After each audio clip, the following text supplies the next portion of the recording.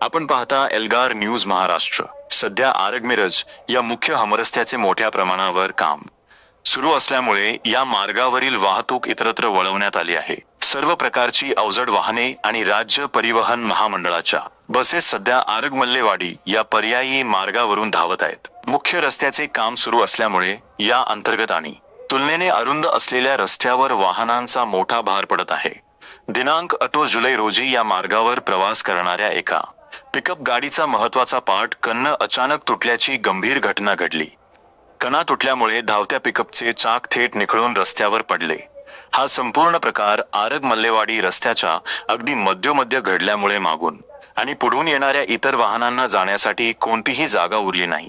आधीच वाहनांची वर्दळ जास्त असलेल्या या मार्गावर अवघ्या काही मिनिटांतच वाहनांच्या लांबच लांब रांगा लागल्या। एसटी बसेस, मालवाहू ट्रक आणि इतर अवजड वाहने रस्त्याच्या दोन्ही बाजूंना अडकून पडल्याने आरग मल्लेवाडी हा मार्ग वाहतुकीसाठी पूर्णपणे खोळंबला।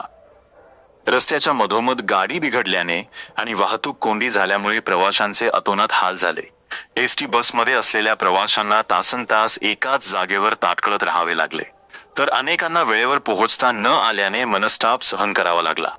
कामावर जाणारे चाकरमाने आणि विद्यार्थी या सर्वांचीच यामुळे मोठी गैरसोय झाली। मुख्य रस्त्याचे काम संपेपर्यंत या पर्यायी मार्गावर अशा प्रकारची कोंडी किंवा अपघात झाल्यास ती यंत्रणा बाजूला करण्यासाठी प्रशासनाने योग्य ती खबरदारी घ्यावी, अशी मागणी आता संतप्त प्रवासी आणि स्थानिक नागरिकांमधून केली जात आहे।